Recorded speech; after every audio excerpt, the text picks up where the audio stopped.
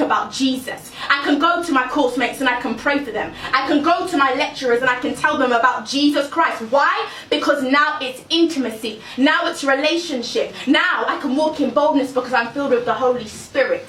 So you understand, this is an assignment, guys. This is an assignment. When we go into these places, the best advice I can tell you guys is to live recklessly and ferociously in love with Jesus Christ, because he wants to roar through your life. I came to university on Monday, Tuesday, Wednesday, Thursday, Friday. I was in the club. You see me there again. I was giving myself reading weeks. My first year, my goal was to get 40%. And guess what? I got 41 and scraped getting into my second year. I was prideful. There was idols in my heart, addictions in my soul, such as one of them being makeup. All of the things that we come into university to do, you need to ask yourself, what is your goal? What are your eyes going to be set on? I need to understand what my assignment was. Because you understand, you come into university and you're thinking about, yeah, I need to get my new nails. I need to get my new nails. What about the nails on the cross? What about the nails on the cross? You're like, oh yeah, I need to get my hair, I need to get all of this. What about the mind of Christ? Do you have the mind of Christ? I need to get my outfit done. I need to get my fit, all of this kind of stuff. I need to wear this type of stuff. What about your armor? Are you dressed in the armor of God? People don't understand. This is a battlefield. This is war. This is war. This is an assignment. We are an army of females here today in this place. Do you understand that there are principalities and powers that have been assigned to this university, that have been sitting on this university for generations? Who are you is what they're asking. Come and try me. I will get you with the lust of the flesh, the lust of the eye, the pride of life. These principalities have sat here and they've been strengthened and strengthened and strengthened. Who? By who? By who? By other students who are indulging in all of the things that we have not been called to indulge in. Do you understand? People who are living life, the worldly thing. There's a principality of worldliness that just infests universities. Why? Why do we have this? Because we're called to be alive. Because we're called to come into this place and conform it to the image of Jesus Christ. We're called to be lights, guys. We're called to come into places. This is the thing, okay. This is the thing. We come to university and we're like, oh yeah, uni, what can I offer? These types of things. Do you know who you are?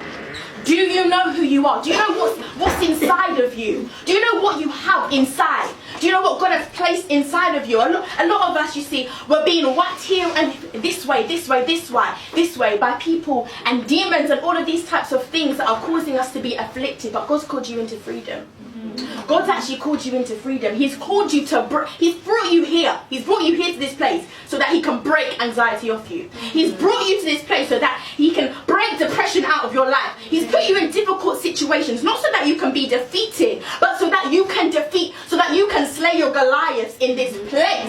In this place. The Lord wants to move in this place. He wants to cause revival. People are dying at university. Do you know people are committing suicide? People are committing suicide because we are believing the lie that we cannot spread the gospel. That's why we're believing the lie that no one needs to hear the gospel of Jesus Christ. We came for a fellowship, we came for a fun time, but I can't leave this place. I cannot leave this place without telling you guys that we've got souls to save.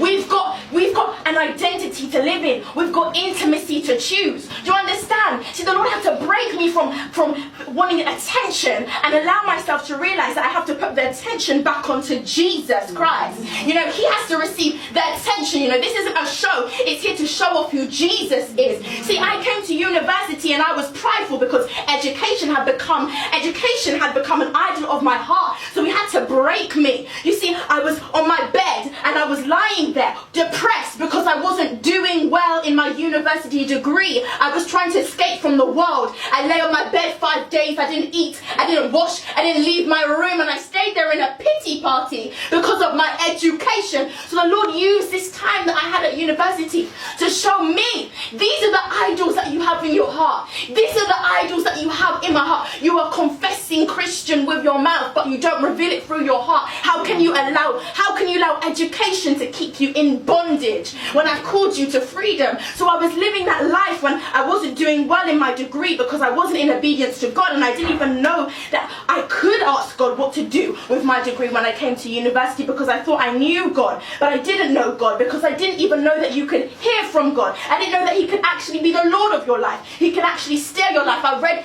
passages in the Bible, but they weren't a reality. They weren't a reality. I would read the Bible and I would think, yeah, I know what I'm talking about. I had no clue. I had no understanding. I had no revelation, and I had no intimacy with the Holy Spirit. This time that you have here is to cause you to be intimate with the Holy Spirit. We can't come to these fellowships and leave university and be the same and allow all of these things to keep us oppressed, because I was in that place and the only thing that kept me going was my worship. The only thing that kept me going was my prayer. Was it my degree that kept me going? No, my degree failed me, and my degree had me bedbound, crying every night, trying to escape from life through me sleeping. And even in my dreams, the enemy would haunt me because I would still be having dreams of me failing. The only thing that kept me going was prayer. The only thing that kept me going was worship. The only thing that kept me going was intimacy. And people ask, oh, why does God use you the way that he does? Why? Why? Because I've learned to be broken. I've learned to be broken in his presence. Some of us, we come to these fellowship events, but you won't catch us one-on-one in intimacy with Jesus when we're in our rooms. We come to these fellowship events and we won't tell God about our problems. We won't submit things to him, and then we want to do this and we want to do this, and we say, God, you're the Lord of my life. No, he's saying, I'm not the Lord of your life. Who am I to you? Who am I to you? So I've come here today to tell you that it wasn't until I submitted my will to the Father's will that he turned my university testimony around.